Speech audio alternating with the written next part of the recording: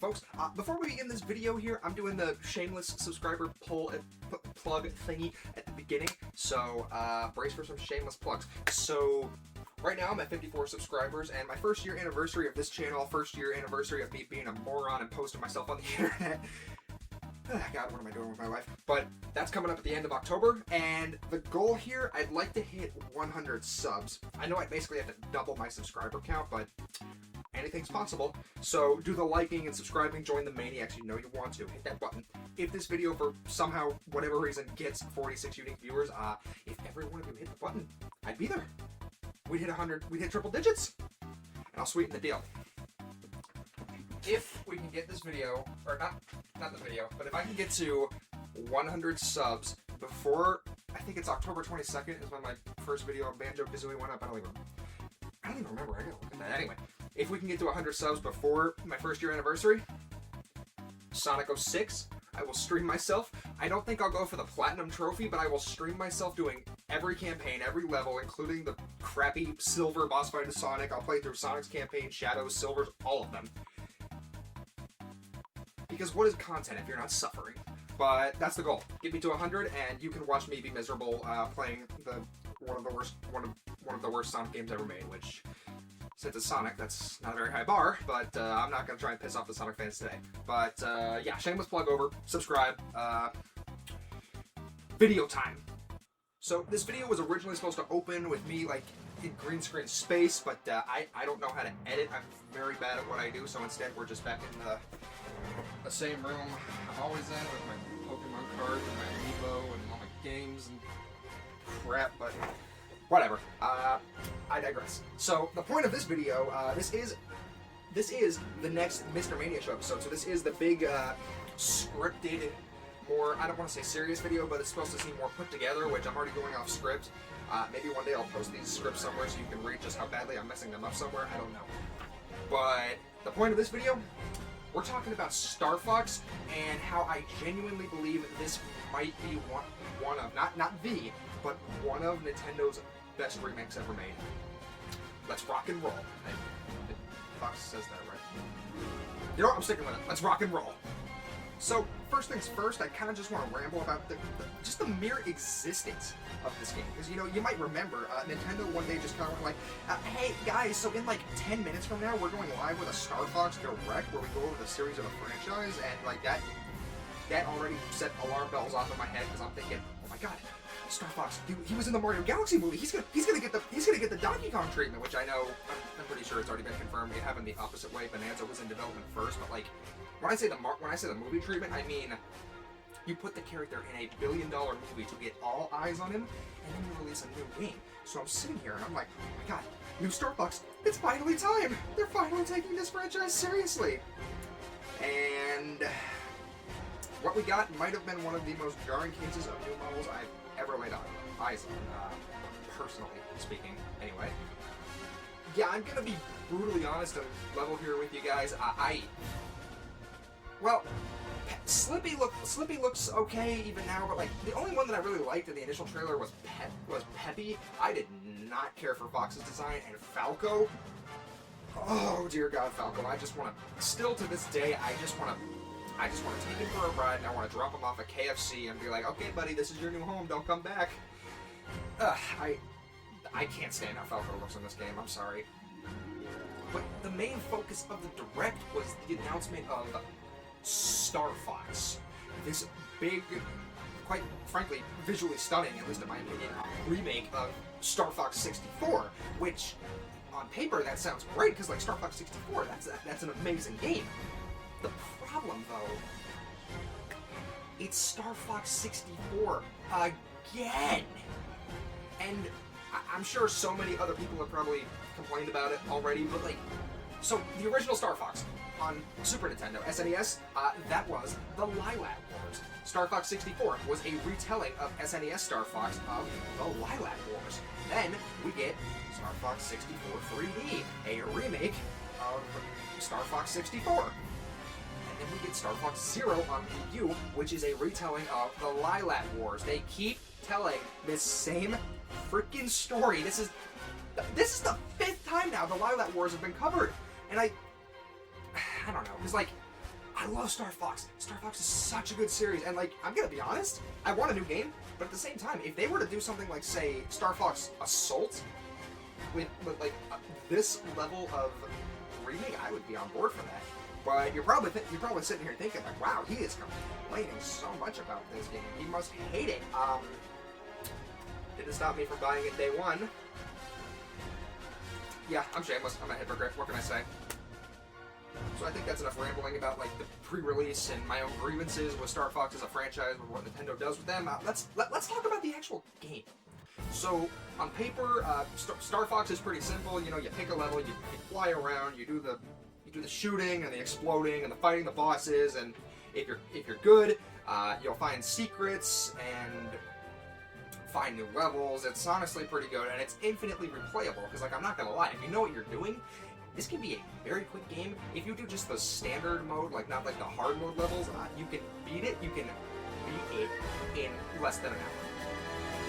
But the secrets are where this game shines, because like in the first level, Corneria, you're flying through, you know, destroying enemies, and then like you find those rock formations, and Falco's like, come on Fox, show me what you got, and if you fly through them all, you find the secret path, and that starts you on the hard route, and you get a whole new boss, and Star Fox 64 is old as dirt at this point, so everyone knows this, but like, this is one of my favorite examples of secrets and branching paths in a video game, because like in a lot of cases, they're shown, but they're not like, hey, if you do this, you're gonna get a secret. It's more like, hey, this is weird, why don't you interact with this and figure out what's going on? Case in point, I think it's,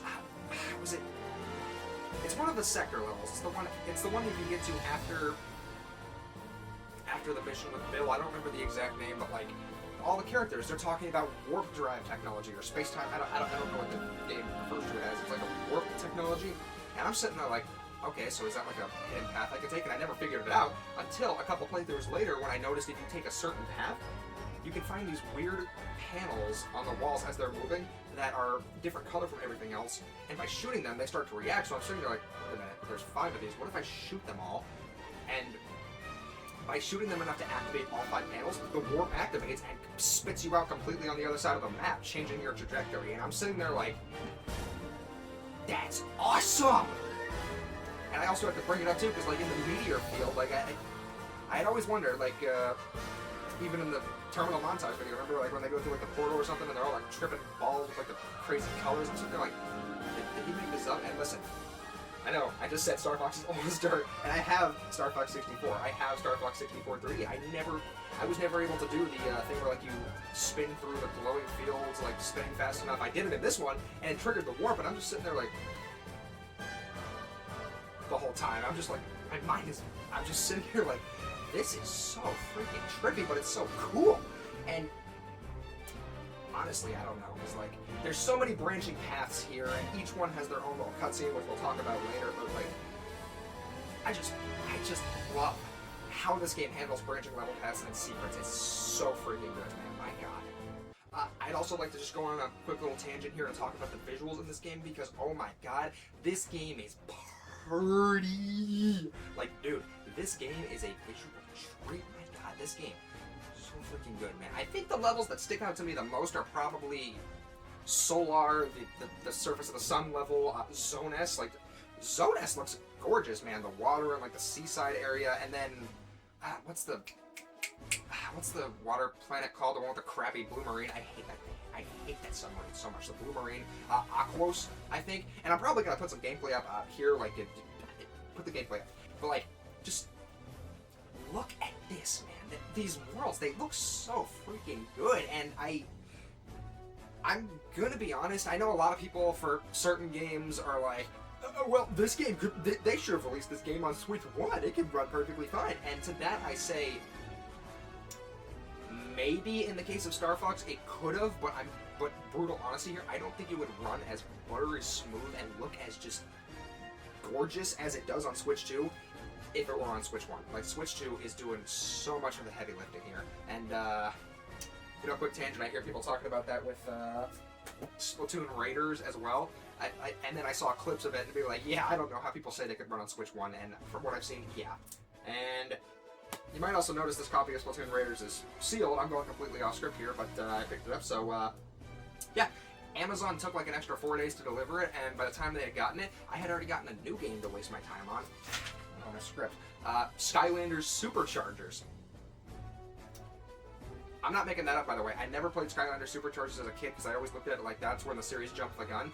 My friend convinced me to buy it. I bought a ton of figures. It's taking up so much of my time because of how much fun it is. I want to platinum it.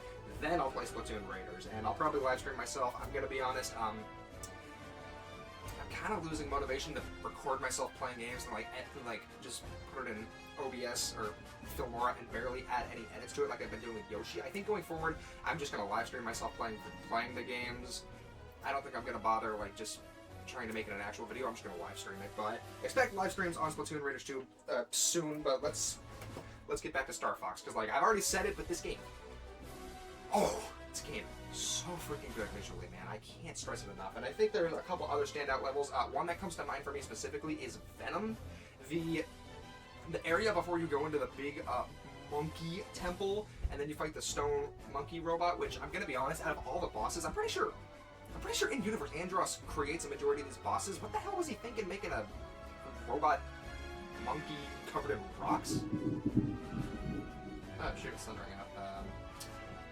Whatever. And then Andross's like boss chamber itself, that looks amazing.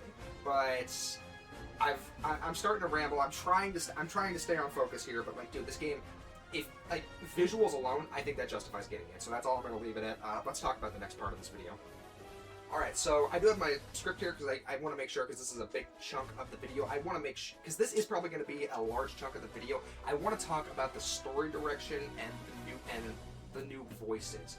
Let me preface this by saying outside of Leon, which no disrespect to the voice actor, obviously, but like Leon himself, he used to sound more like a uptight, full of himself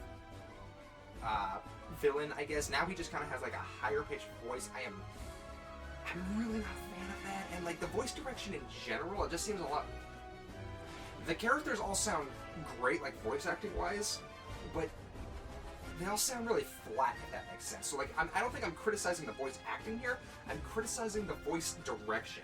None of them sound very alive, if that makes sense. Like, they all just have like a regular flat delivery. They don't really get too emotional about certain lines. I don't know, because like in the other game, man, like all the characters would react like pretty scared if they were getting shot down. Like in this one, I don't know. But and I'm not blaming the voice actors here because I know that's on the people that like basically tell them how to do the voices. So I'm not blaming the voice actors. They all do great. Like the new Fox actor, I'm not gonna lie, he sells a version of Fox that I actually really like. Because like in the original game, Fox was cool, but he seemed like the stereotypical "I'm gonna save the day, guys" kind of character. And in this game, he still wants to make sure Andross doesn't take over the galaxy, but he seems less, I guess, blindly taking orders from General Pepper. Like, it almost seems like he's messing with them a lot of the time, because like when Pepper first contacts them, he literally goes, "Yeah, we'll help you, man, if the price is right." And you know, obviously Star Fox are the good guys, but I think a lot of people don't realize they're mercs. They're space mercenaries. They have to get paid. So of course he's going to be after the bag. But I don't know. I actually do really like this take on Fox. I just wish he was able to be more emotive in game. In some of the cutscenes they do fine, but like the in-game voice lines, they just fall flat. And then what else do I have here? Pigma. Pigma's the only other one that I really want to just put a spotlight on, because so in the original Star Fox 64 and even in Star Fox Zero, he had like the goofy, high-pitched villain voice, which was really funny and it worked for him, because like Pigma's supposed to be like this sleazy slime ball guy, and then they gave him like a raspy, almost kind of gross-sounding voice in Assault, which I actually do kind of like. But then in here, they made him sound more like a thug, if that makes sense. Like he's just got like he has like the deeper voice, and like the tone, but I don't know. I'm really conflicted, because on one hand, the new voice is objectively better, but old Pigma is stupid high-pitched. Like, in Star Fox Zero, he was like, "Next time you won't be so lucky." He sounds like that. And now, this new Pigma sounds like a guy you'd meet in an alley who's like, give me your money or I'm gonna stab you. Like that. And I really like it. But, I don't know.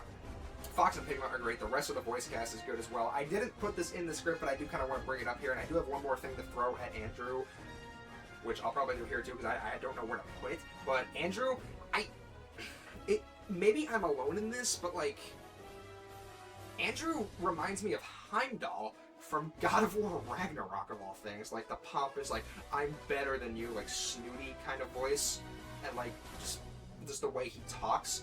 And then, you know, when you fight, if you beat Star Fox and Fachina and then you fight them again on Venom when they have the cybernetics, like the upgrades, they got rid of Andrew's robot eyes visor thing and gave him a neck brace. And I'm pretty sure in like the Hollow Gallery, they even say for Andrew, like, he has no skill. He's only on Team Starwolf because Andros demands it. So this game makes Andrew seem like such a loser, and I love it. It's so funny, man. Okay, and we're still continuing the story in this segment, but now I'm talking more about the actual cutscenes. These seem like the kind of like the real meat of like new stuff that's added. Obviously, the visual upgrade is amazing, but like the cutscenes, it seems like that's what Nintendo was betting on with this game, like really enhancing the story. And I love these cutscenes. They're so freaking good, man. And the developers, like even not like the cutscenes, but like also interactions in each map. The developers went crazy because like every little thing has an interaction with almost every character. Like I'm gonna bring up Starwolf again. Like what is it, Fachina, the snow planet with the military base. You know, obviously you have to shoot down Star Fox or Star Wolf, and if you don't beat them, then the base explodes, and you know Wolf flies off being like, "Tough luck, Fox. We win this time."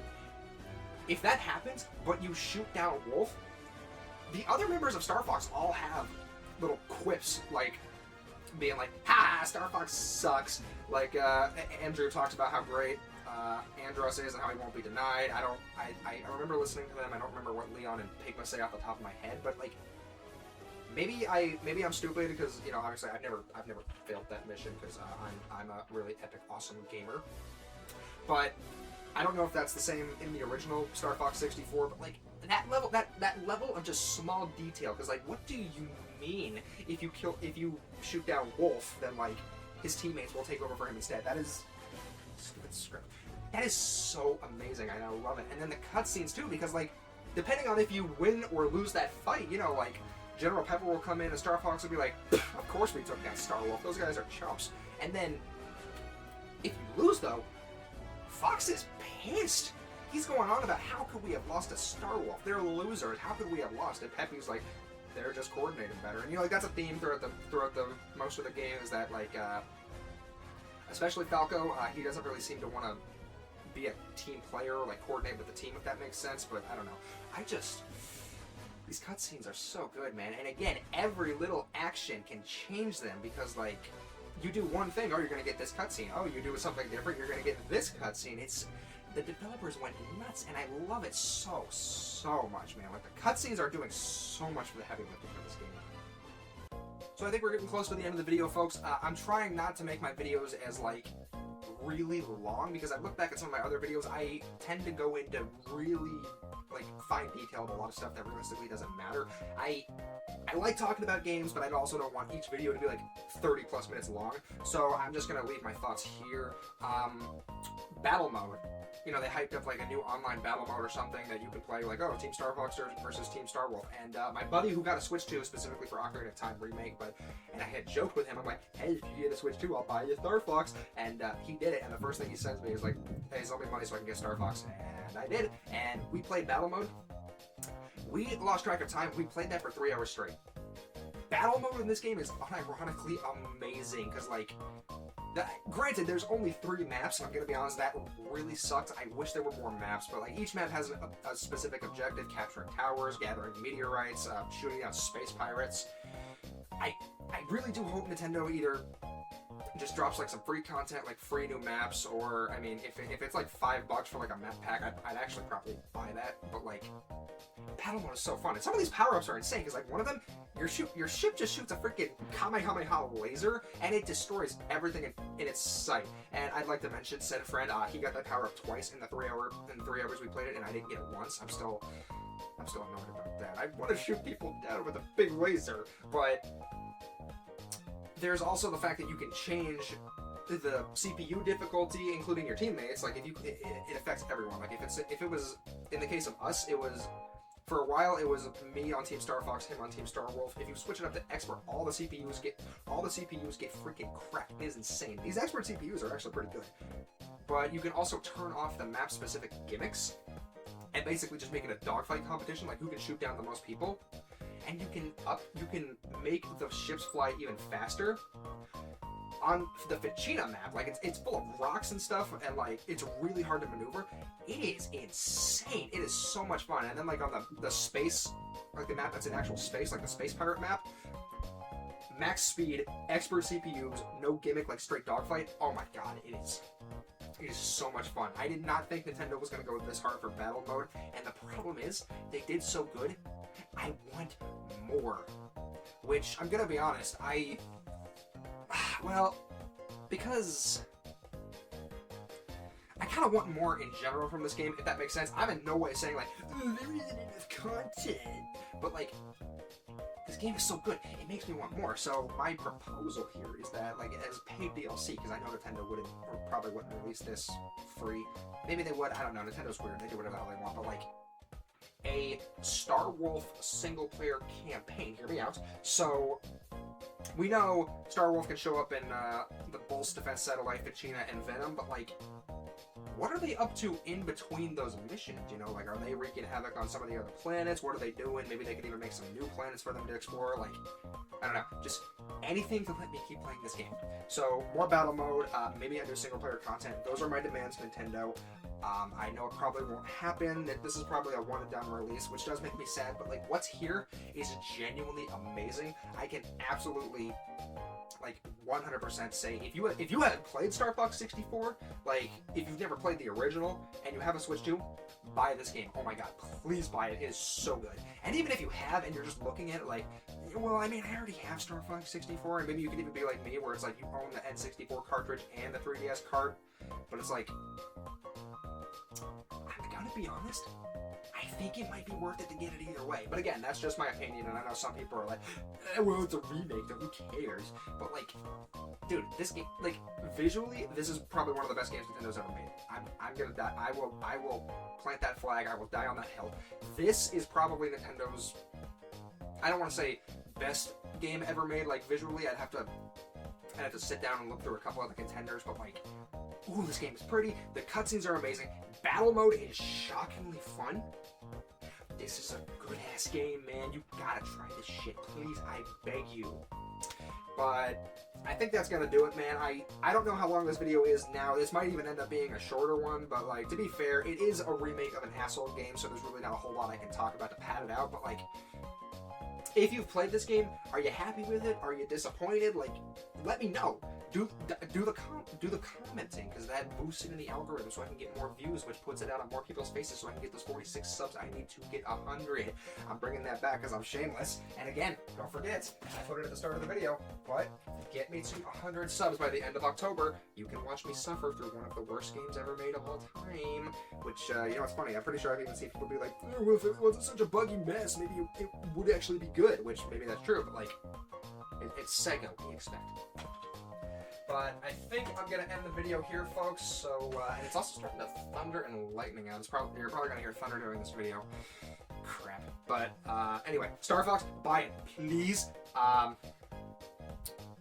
Do the liking and the subscribing, obviously, and stay maniacal, folks. I'm going to work on that. That might be my new official catchphrase, the Mr. Mania Show, the Maniacs. Stay maniacal. And, I'm going to go back and play Skylander Supercharger. Splatoon Raiders can wait.